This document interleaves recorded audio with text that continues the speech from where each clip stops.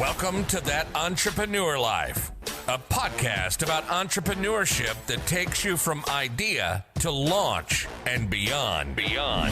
Each week, your hosts, Andrew Lees and Clint McPherson, discuss different business topics aimed at adding value to any entrepreneur's journey. Welcome back, everyone, to another episode of That Entrepreneur Life. I'm Andrew Lees, and I'm here, as always, with my co-host, Clint McPherson. What's up, man?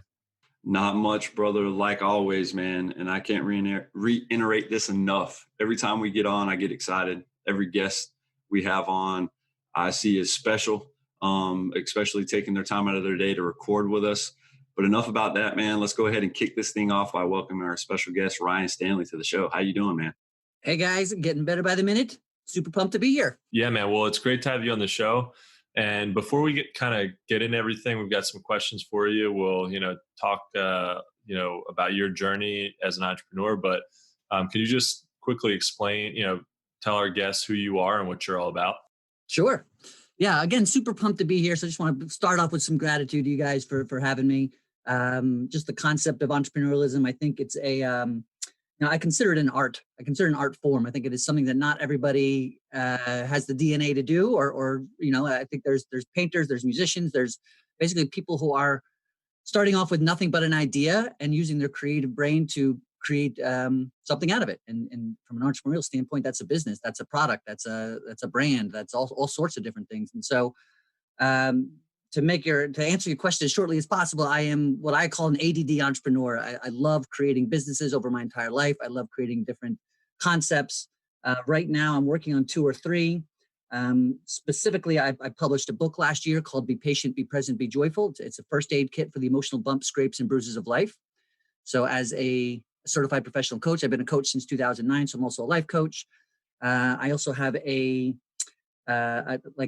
sales training organization called Teach Me to Sell. So you can find it at teachmetosell.com. And that's working specifically with solopreneurs who hadn't really thought about that they need to sell their products, so they have no sales background.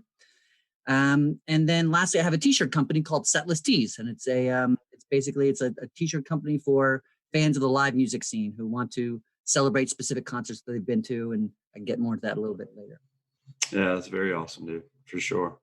Enough to keep me, if you throw a wife and a couple kids in there, it's enough to keep me busy. Oh, for sure. I would think so. Yeah. Just one of those businesses would be enough, Exactly. To be full time, I'm sure. Yeah, man. We know exactly how it is we got several things going on in our lives. I have a wife and 2 kids, and man, it just, it really helps you embrace true entrepreneurialism, right? I mean, really, it's one of those things where you don't think you have enough time to do things, but you still have to get out there and make time for it, right? You got to step into it every day. With all that said, though, as a co-founder, owner, a CEO, a professional life coach, and all of that, how did your entrepreneurial journey start, man? And what is it about entrepreneurship that you're actually passionate about? Yeah, so I think, my father was an entrepreneur, for better or for worse. I mean, there were some not always some great times in that ball game. There were some great times there as well. So a part of me has always grown up having that in the background and just knowing that that's kind of an option. And so, I mean, literally in my DNA in some capacity. I think my personal first entrepreneurialism came in, I was 19, and I got involved in a network marketing company, like a multi-level marketing company. It was selling environmentally conscious products. And this was back in, maybe 1994 or something like that. And so it was 1995. And so it was not as hip to be environmental. It was a new exciting thing. And so being a young person back then, I was super excited about it. And through that company, I read a lot. I was introduced to Napoleon Hill and started reading his book, Think and Grow Rich, obviously. And just the concepts therein that, having a statement of desire and focusing on faith and focusing on determination and reminding yourself of who you want to be every day through that statement of desire and those types of things. I'd say that was my catalyst if I had to go back.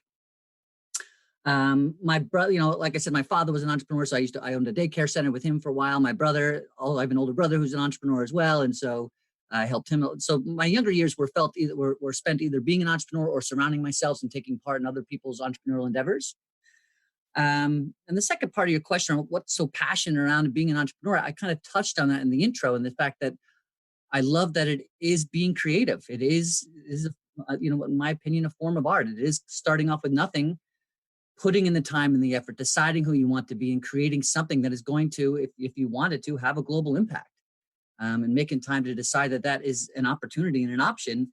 Why wouldn't you, I guess, step into it? If you can kind of control your own destiny and, be creative with your job. I mean, that's amazing. And you get to control the amount of creativity that you have with it, right? You can dial that up or down as much as, or as little as you want. So totally. Yeah, And, as a life coach and a leadership coach really over the past decade, I'm a huge fan of leadership, right? And so the other piece to that is, if there are values and things that I see in being a leader at my own company, right, or in my own business, even if it's just for myself and aspects of my business, if it's just working with myself, like I think one of the benefits to being an entrepreneur is you don't have to settle for somebody else's lack of leadership. I mean, you can be the light you want to see in a company and inspire them to hopefully do the same. But if that's not their train and that's not what they're doing, you don't have to worry about that. As an entrepreneur, you can be the best version of yourself as often as possible, and ideally learn from that and inspire others to do the same.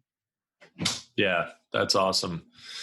So you founded a company called Teach Me How to Sell, which you touched on a little bit before. Can you give us a little background about that, and what was the inspiration for that business? Yeah.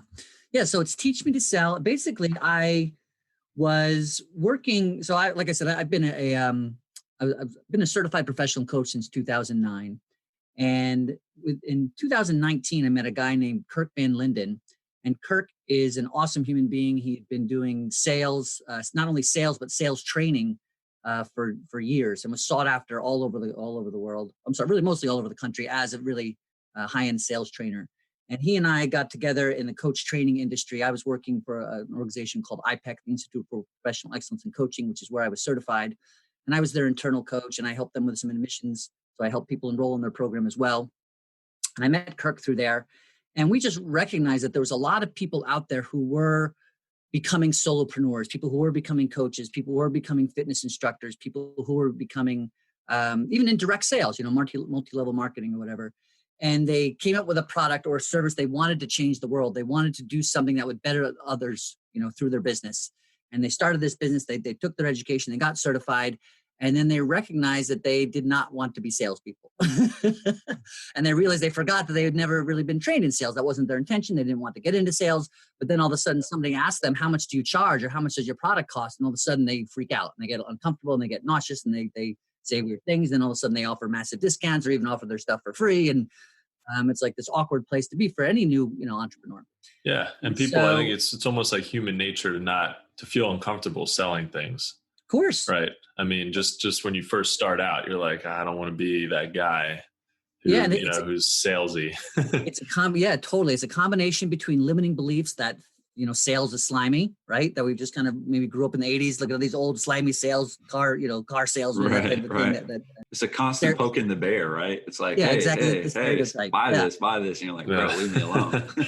And and also fear of what other people think, right? We're afraid to ask people for money because especially if it's our own product, we feel like we're bothering them. We feel like we're putting them in an uncomfortable position.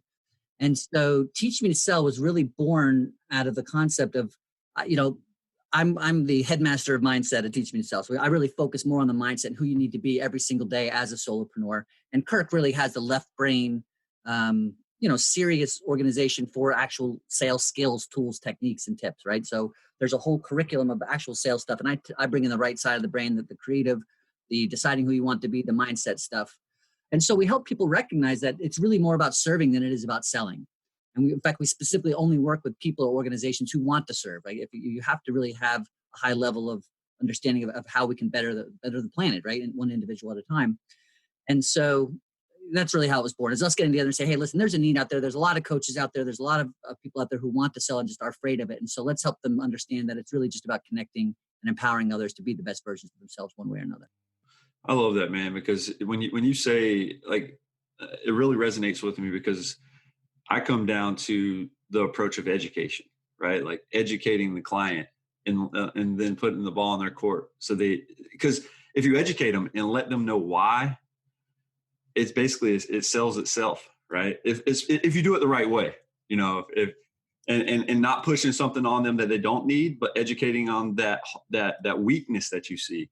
and you bridge that gap, and then they see it, man. And it makes the sales process so much easier, because there's so many clients that I have that ask me for services they absolutely do not need right now in their journey. Right. And so it's like you educate them on what they need and why they need that, instead of the YouTube video they just watched. And it makes so much more sense to them. Yeah, and you're able also to connect them and be someone who's able to support them in their journey, whatever that is. You know, whether my product is right for you, here's what I'm hearing you have, here's what I'm hearing you don't have, here's what I know about both of those things. You know, how can we serve you best from here? What feels right? And also to your point, to be listening for what they do need and don't need. And if you're not coming from how much can I get out of this guy or gal, as much as how can I serve this person the most, you create that win-win. And not only do you walk away more than likely with a sale of some sort, but you also walk away with a friend, and you walk away with a repeat customer who's either going to come back for more when they're ready for whatever else is next, and or they're going to refer you to others because they had such a positive experience. They have connected with you as an individual. They do believe that you have their best interest in mind. Absolutely. So take it from sales to service. Yeah, there's no better way to build trust, I think. You know, I mean, two ways is you build it by connecting with a customer or potential customer, or somebody else refers you. And, you know, so whether it's they, somebody goes to a website and they read something or they watch a video, and then that points them to you.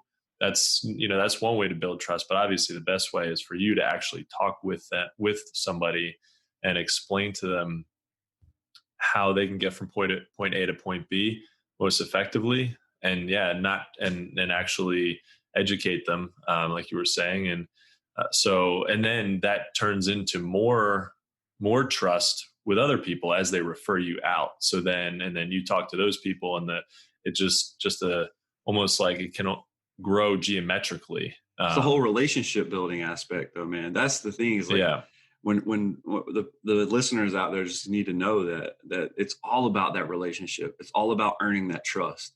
It's not about sell right off the bat. And I think that's where a lot of people will get deterred or shy away from being sold to right away, because they don't even know you yet, right? And the first thing is like, I'm fighting the fight or flight method, right? It's like, I'm getting out of here, bro, because I don't even know you. You're freaking me out right now. You're trying to push me. I don't even have that problem, and you're selling me on something right now. So I'm getting the heck out of here. And so I think it's building that relationship, man, is very key. Totally. And two things. One, they want to know they like you, they trust you, and that you care, right? Those are the three main things that we really focus a lot on. And then two, just to kind of piggyback on what you guys both said, is, while we're building a business, we're building a brand of some sort, right? We're building a brand as maybe obviously quality of intention, but you're also underlining all that. You're building a brand of trust. You want somebody to understand they can trust you as a human being, as an individual, as an entrepreneur, as a product. And you do that through being honest, being authentic, being transparent, and really looking out for the overall best for all. Yeah, without a doubt. So Ryan, as a lifelong entrepreneur, man, known for your natural and impressive ability to connect with people and understand and empower individuals, how important is it for entrepreneurs, or for just anyone in general, man, to end up finding or becoming the best version of themselves?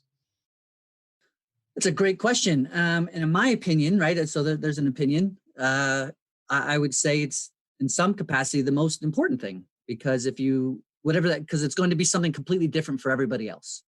What's the highest and greatest version of ourselves? And if you make time to ask that question, whether you're an entrepreneur, whether you work for a company that you love, whether you're a musician, whether you're an artist, whatever you're doing, whether you're a parent, whether you're just focusing on being a human being in a family relationship, and that's your job every day, to decide what the best version of yourself is as often as possible, and take action towards it every single day. With that, you get to be all the other things, right? So if you know what the best version of yourself looks like, or at least at the very least are curious as to what it looks like, and really stepping into that as often as possible, the other stuff is going to be a part of that. It's all going to fall under that umbrella. And by the way, I also say that I feel like best is kind of a weird word to use. And I say it all the time, by the way, but it's kind of a weird word to use, because it's, in some capacity, that there's judgment there, and that isn't necessary. It's really just, I don't know, and I don't know what the replacement would be, but right. So it's like you're always able to get better. There's no perfect. You never reach the top. You never reach the pinnacle. There's always opportunity for growth and more presence, I think. Yeah, and if you know that, if you kind of we're all, it's almost like a lot of people are chasing something, this like finality, this end, this finite, end of something.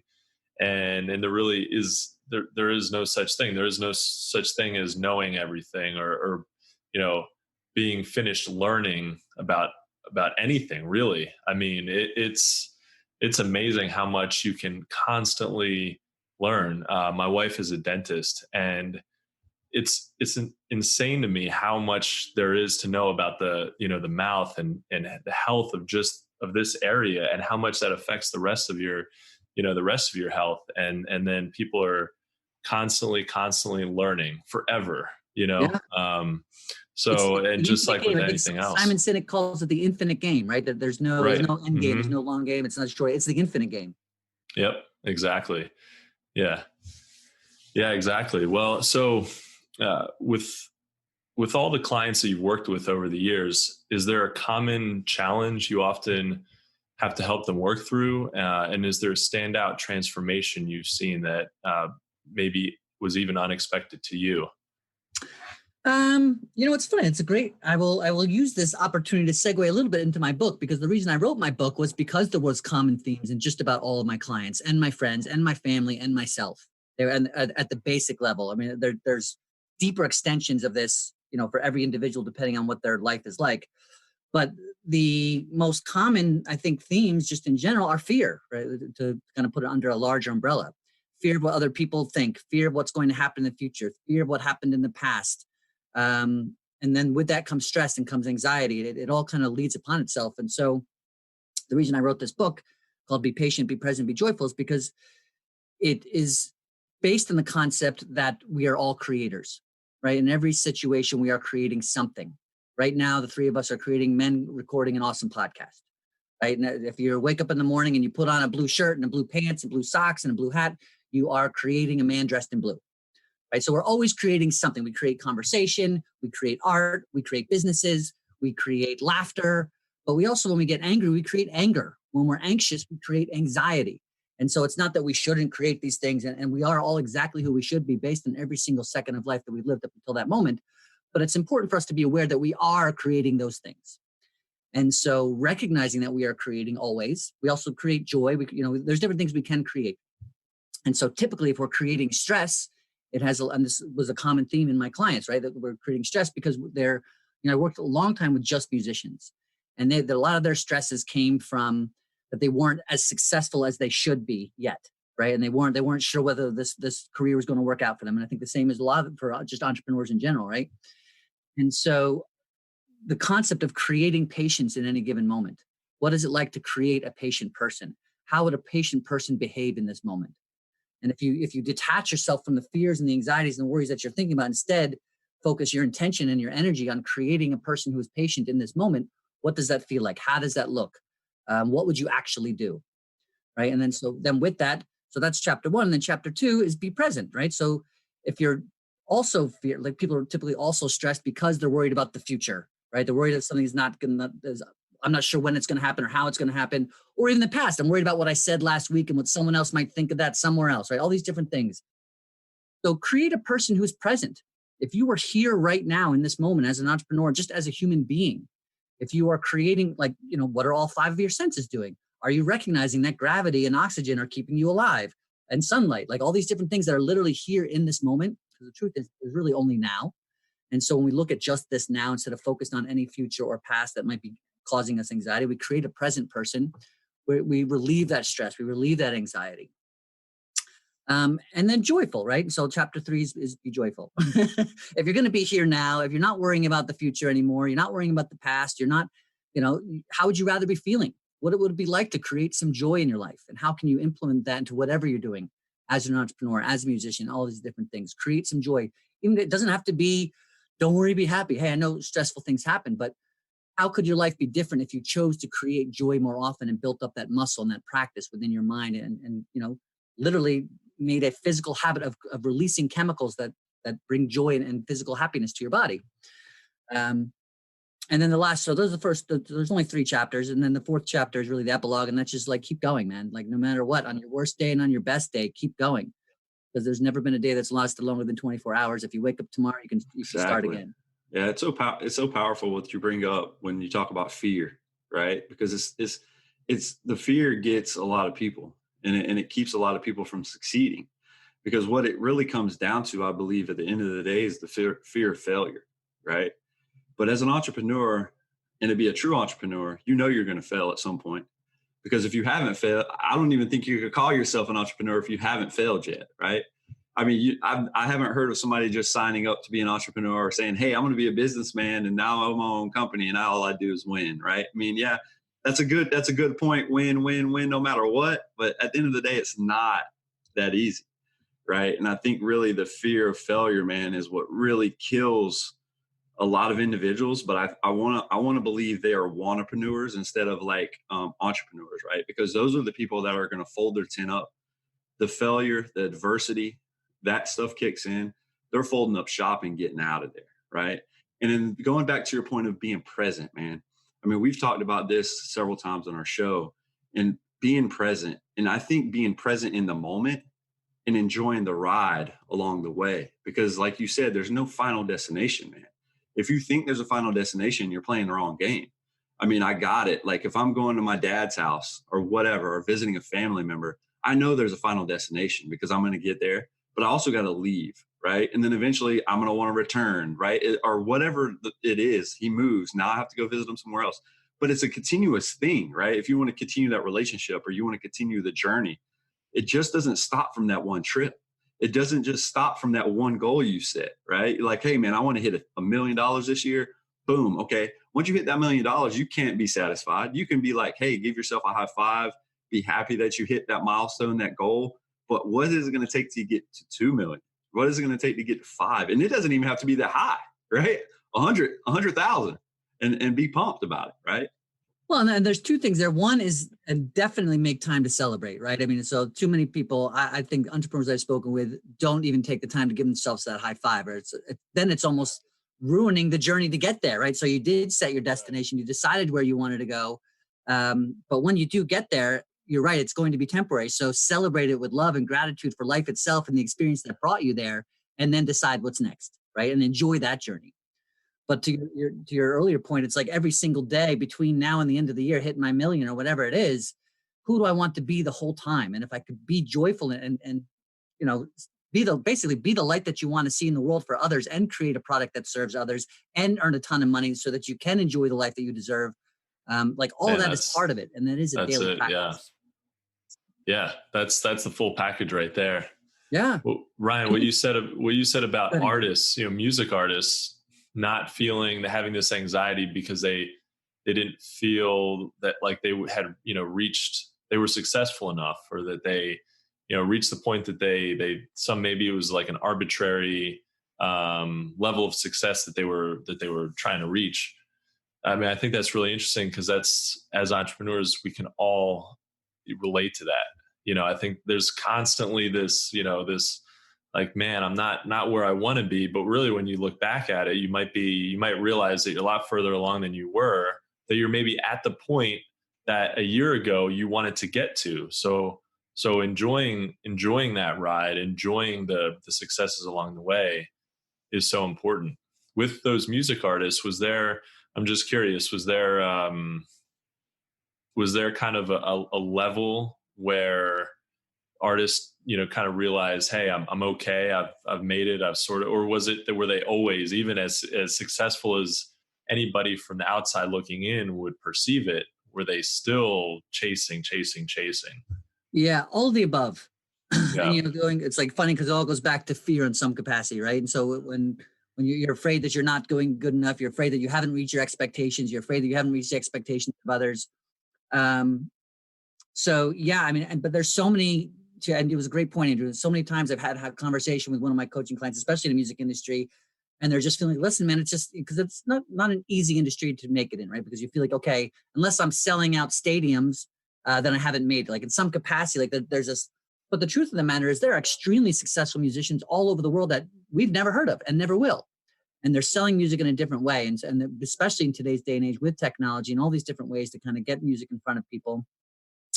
So a lot of the time it's like, and you hit the nail right on the head, Andrew. It's like this point where I'll have to sit down and say, listen, man, Like, where were you a year ago? Or like what, or let's even 10 years ago, it doesn't matter. Like, depends on where you are in your career. Like, if I had told you that you could be exactly where you are now, how would you have felt? And they're like, oh my gosh, that would have been amazing. Okay, so now you're here. Like, let's take a moment to celebrate who you are, what you've done, and how you're already 80% farther than most of the people at your age or whatever. You know, I've had conversations like that. So instead of saying where I'm not, look at where you are and then decide where you want to be and create gratitude for that outcome, right? Instead of, because what we're actually doing when you say I'm not far enough, I'm not successful enough, you are focusing physical energy on the fact that you are not something. And you're focusing energy on what it feels like to not have enough. And it's like this lack mentality. Yeah. As opposed to deciding who you want to be, creating gratitude for that outcome, and then stepping into it every single day, knowing that that is part of the journey. And it's your job in the meantime to celebrate life and work your ass off until you get there. And if you can do the combination, or you can recognize that life is a gift, right? And every single moment there is, again, gravity and oxygen and sunlight, just so that we can be here today to be who we want to be. What are you doing with it? And if you know, we all know what our gifts are. If you know in your heart that, hey, I'm here to be a musician, I'm here to be an entrepreneur, I'm here to create something and learn from it and serve others, like, then do that and enjoy it and love it and be grateful for the opportunity to do it. And then, you know, start again tomorrow. It doesn't mean you don't get stressed. Doesn't mean you don't get overwhelmed. Doesn't mean things don't happen. But how long do we want to sit there and feel that the anger, the stress, instead of being proactive and changing the future? Yeah, man. Love it.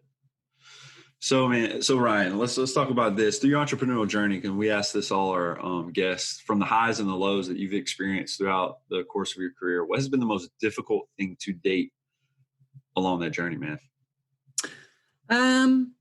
You know, I think at one point when I first enrolled in coach training, and I was just starting off, and I had just left a job, and I just started in coach training. And really, to be honest with you, it came from just certain family members. I was living with my mother-in-law. I had just gotten married, and I think my wife had higher expectations at one point, you know, right away off the bat. And so showing up and say, listen, this is going to, I think the hardest thing for many of us is not, so it depends on the individual. For me, it wasn't not believing in myself. It was getting others, people who are raised with a different type of mindset, to really understand what it's like to be an entrepreneur, and that there are highs and lows, and that it does part of the journey. And it's not go out and get a job and then just work there for 60 years, get a gold watch and retire. You know, it is deciding that there's going to be ups and downs, but I'm excited to do it. And, you know, there's the Napoleon Hill talks about 3 feet from gold. It's like you get so close, like to not give up at any given point. And when you start to really step into your greatness and allow others start to believe in you, it feels good, but not necessarily allow their beliefs or background to have an effect on you. But once you push past that anyway, things start to open up as well. It's like a shift in energy. Right. And it's kind of all downhill from there, right. Sort of a snowball effect. You start to get you have more faith, you know, you start to see things actually working. Your family and friends, they start to see things working. So they're like, oh, okay, this makes sense. Like, he's okay. He's not, you know, he's not crazy. And that definitely helps, you know. And I forget there's an expression, and I'm butchering it, but it's like something like, you know, first they mock you, then they something you, then they celebrate you, then they wish they could be you. It's like this whole thing of everybody and that's really why, and that in itself is the reason why it doesn't matter what anybody else anywhere else thinks. They're not your life. They're not living your life. They're judging you based on their life's experience, which has nothing to do with you. And you bring really up none of our business what anyone else thinks. Right. You bring up a great point, man. My thing is when I went into this, and I see in my family, a lot of people being held back because of the expectations of others, or, hey, you can't do that. Right. And when I heard that initially, when I decided to be an entrepreneur, you know, my wife was kind of confused. She was like, what do you mean? Like, what are you talking about? Right. Like, what is this entrepreneurship thing you're talking about? You want to own your own business, right? Like, you know, obviously we went to college together, got our college degrees and everything. And it like sets you up for the corporate world and to stay in this predefined box, man. And going through my journey and going into the military and coming out and figuring out, like, I don't want to work for anybody else. I don't want to be in that box that was painted for me all the way through my life growing up. I got to step out of that box and be my own person and make my own success, and not rely on others to promote me or rely on others to give me recognition. Right. My thing is, once I started blocking out all the clutter, and this is direct family from my mom, my dad, my grandparents. The only family I really care about as far as being proud of me and my wife and 2 kids, right? Because I believe the people that you will live in your house with, those are the people you don't want to fail. And I think every day, every time I wake up, that's pressure that I have on me to be successful. But at the end of the day too, I was like, my wife, it wasn't that she didn't support me, because she supported me in everything I did. She was just kind of confused because it was different, right? I was stepping out of my comfort zone. She was stepping out of her comfort zone, and it was like, man, what are you doing? Like, go get a job. You can go get, 6 figures at this business or there. You've got people that like you. You can sell. And I'm like, that's not me. That's a picture that was painted by somebody else, and I don't want to do that. And so along that journey, it was like, man, I just took the approach of, okay, I care about what my wife and kids think about, but even if my wife doubts me, it's not going to hurt me, because again, I know it's unfamiliar territory for her to like trust this process. But I was like, I'm going to do my damnedest, and I'm going to try the hardest I've ever tried at anything in life, so she can. Once I started making money, you see her eyes start opening up, right? Reality started kicking in, like, okay, he can do this. Oh, so this works. And then now I can throw her in my backpack and walk her around, right? Because she trusts me. And then now my kids are like, man, I want to be an entrepreneur, right? And so it's a cool feeling, man. And it's become the new comfort zone. Exactly. Right. So before it was outside of the comfort zone, now it is the comfort zone of knowing that this is something that is a real thing and that people do. Yeah. And until then, there can be a lot of sleepless nights and a lot of self-doubt. And there's always some level of self-doubt. You wonder, hey, can I do this in general? Or even if you can do it in general, there's always going to be like, can I do the next thing? Can I get to the next point? But yeah, definitely it gets more and more comfortable for sure, to where you wake up. I mean, when I first started my business, one of my first businesses where I was like totally on my own, because I had a business before then. And I was also a full-time employee somewhere. So it was a side hustle, but it didn't really count in terms of being 100% entrepreneurial. So when I finally started my own business and I was completely on my own, there were definitely some sleepless nights. And like, I would wake up being like, oh man, I got to hit the ground running, like at 1,000%, I can't, there's no chance I can't misstep here at all, So it was a much different. I mean, I wasn't comfortable yet, and I didn't really get into it, but every day just gets a little bit better, and a little better and a little better. And then, but I mean, to be honest, I wake up a lot more comfortable knowing, being confident in the outcome of the day, but I still want to hit the ground running at 1,000 miles an hour, so. Well, the other thing, I touched on patience before, like just being patient in general as a human being. But the truth is, or an additional truth to that, is also being patient with yourself as an entrepreneur, and being patient. We talked about it being the eternal game, and being patient and knowing, listen, man, as silly and obvious as it sounds, like when people learn to walk, when children learn to walk, like it's not, they fall down immediately many times. Right. But unfortunately, in most cases, they have an adult there who's like, come on, you can do it. Like, yay. And like cheering you. So be that for yourself, right? And just know that, eventually you will be walking like you are now as an adult. So in a business standpoint, if you keep taking the steps, you keep falling down and learning what you didn't like about falling down, learning what you didn't like about that, aspect of where you were in your journey, then you shift it and you adjust, and then you reset and start again.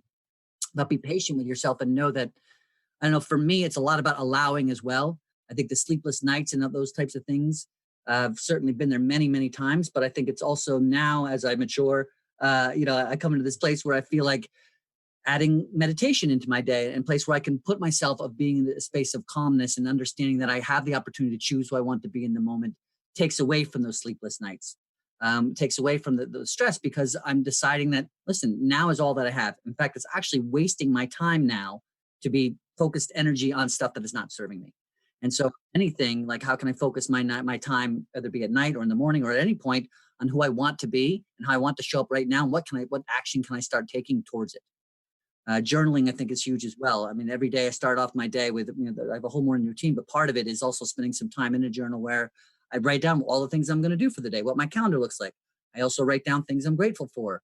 I wrote down who I plan to be for the day. Like, I want to be present with whomever I'm with. I want to be a good listener. I want to be joyfully productive, like different, like kind of what's my goal for the day, like as a human being. And then also some tasks. So I know that I'm checking off the list. Even by that, totally. So you're living on purpose, right? And one of the things that, one of my favorite quotes, I say, one of the quotes that I've been sharing a lot lately is that living on purpose doesn't happen by accident, right? It is something that you need to do every single day intentionally and decide what that looks like for you.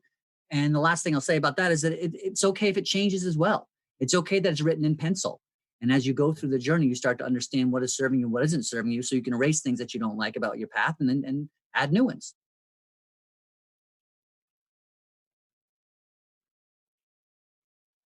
For the next 90 years. And I think that's the other, a lot of the time people who are entrepreneurs, like you said, the entrepreneurs, people who start off, some of the challenges, those fears come from, oh my gosh, like I thought this was it going to be it for the next 90 years and now it's not working. So now I suck and I can't do this. And it's really the opposite of that. It's like, okay, how can I take what I decided I wanted to be? I can take what I liked about it, what I learned from it. And now if it didn't work appropriately, how can I use the good stuff out of the past X amount of weeks, months, days, years, and now apply it to whatever I believe is next? And then keep going. And this way I've gotten rid of the stuff I didn't like, and I can enhance the stuff that I do like. Definitely. Yeah. I mean, almost nothing actually lasts forever in terms of like a strategy that works, for 10 years might not work the next 10 years.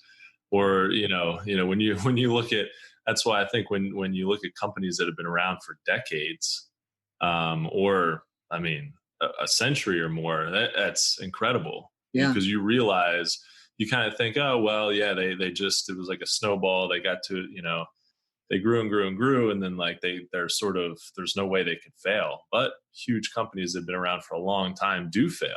And so, it is amazing when a company of any size lasts a really long time. Well, and also even with technology today, I mean, you look at Kodak as an example, right? I mean, anybody in 1987, if you ever said like, hey, Kodak, like they're going to, not sell film one day, you'd be like, what are you talking about? Yeah. Like they own the world in Kodak. Like they have this whole thing. In fact, I read somewhere they actually had the first digital camera and they sat on it and hid it from the world because they didn't want to change the market. And they were afraid they were going to lose it, right? So it came from a lack mentality. Instead of we are the best, we've got digital cameras, they actually hid it. And then other people came out with it, and eventually now they sell batteries or whatever the Kodak says. I mean, I'm sure they're fine. Yeah. Yeah. But they had to do a major pivot, right? So everything is constantly changing. And so be aware of who you are, be aware of what you want. Definitely. Mm-hmm. That's exactly what I was thinking about. Yep. Yeah, right. They could have bought Netflix and they decided not to or something. Oh man, they could have bought them for like nothing. Yeah, like $500,000 or something. I don't know what it was. Yeah. Not the many billions of dollars that they're actually worth now. So it's amazing. Well, Ryan, we could talk to you for a while here, but as we wrap up the episode, what's one piece of advice that you could share with our listeners that you think might, help them on their entrepreneurial journey? I'm sure we've touched on a bunch of things that, you think could help, but. Yeah, in summation, man, I'm going to steal it from Napoleon Hill. I'm going to say decide, first of all, so I'll make it as quick as possible, but it is about like a 3 or 4 step process, but it's really important. And I think if everybody kind of takes it in, especially entrepreneurs out there, it'll be helpful. First of all, decide who you want to be. And that's in business, but that's in every other area of your life as well. Like make time to write it down. Make time to write down exactly who you want to be in all areas of your life. And it might take you an hour. I'm not saying, don't scribble. I mean, if it takes you 10 minutes, you're kind of already on point. That's fine. But otherwise, make the time to write it down in the present moment. I am this. I am that. I am this. Right? Really get clarity on it. Then step 2 is decide that is the outcome. Like that is a possibility. Like believe that, have faith that, okay, now I know that this is my unique song. Like this is the song of my soul. I know who I want to be. Right? Now I've written it down. Believe it's possible. Right? Well, once you believe it's possible, it's your responsibility to do something about it, in my opinion. So now you've written it down. You believe it's possible. Read it aloud every day, 2 to 3 times. One, when you start your day, if you want to, throw one in at lunch, and then definitely before you go to bed. When you do it, you're starting your day, as we talked about earlier with the journaling. It's like you're really setting your day up for success. You're reminding your subconscious as you go into your day, the next 12 hours of life, who I want to be and why I'm doing this. And before you go to bed, you're reminding your subconscious, before I go to sleep, and your brain is kind of taking in everything from the day. The last thing you're putting in your mind, in my opinion, should be who you want to be and what you want to bring into your life. So that's step 3. Step 4 is take action on it every single day. And if it's on it, listen, man, I mean, obviously you guys know, and other entrepreneurs out there, I'm not saying that you can never have fun with friends. I'm not saying you can never relax, but I am saying, especially starting off, there's time when you're watching Netflix. There's time when you're doing things that are not serving your purpose, that could be used more towards your purpose. So do something, whether it be 15 minutes to 10 hours, but do something towards it every single day of the year. And by the way, I will say that certainly, as a dad of 2, like sometimes being the best dad that I can be and spending an hour just doing nothing with my kids, playing in the yard or playing in the pool or whatever, is part of that as well. So to be intentional about that. And then lastly, I would just say, be the light that you want to see in the world along the way. If it always, you know what your mission is, you're stepping into it with greatness, intention, and purpose, and you also want to be the light that you want to see in the world, so you're inspiring others to do the same. And we're moving from competition to empowerment. I think the biggest challenge in today's world is that we're so caught up in competition and how we can beat the other person or be better than the other person. But really, we're all one. And if we recognize that that's the truth, and instead, it doesn't mean you can't be awesome and amazing. And then Michael Jordan is extremely competitive. And I'd be curious, and I know he was also, empowered his teammates. But in general, if everybody just wanted to be the absolute best version of themselves, and that was their focus, instead of beating somebody else or being better than somebody else, or really just being the best version of ourselves, it will, the ships rise with the tide, right? That's how the thing goes. So be that for others and step into your greatness and recognize that today is a gift and it's your opportunity to do something about it. Man, I love it, dude. Well, guys, I think that's a wrap for this episode. From the both of us, Ryan, man, I want to thank you. We both want to thank you for taking the time of your day to join us and adding value in what we're doing on our podcast, brother. Yeah, really my pleasure, guys. Thanks for being you. Keep doing what you're doing. Happy to be here. Yeah, thanks, Ryan. Yeah, we had a great time talking to you. Well, guys, thank you so much for listening to That Entrepreneur Life. To learn more about what Ryan is working on, check out teachmetosell.com. If you like what you heard today, make sure to subscribe to our podcast on iTunes or any other major podcast directory. You can also find us on all the socials and on our website at thatentrepreneurlife.com. With that said, guys, we want to also give a quick a special shout out to our family, friends, and listeners, followers, and subscribers. If you find value in our show, guys, please consider making a small donation. Even just a few dollars helps us keep things moving along to help bring value to your journey.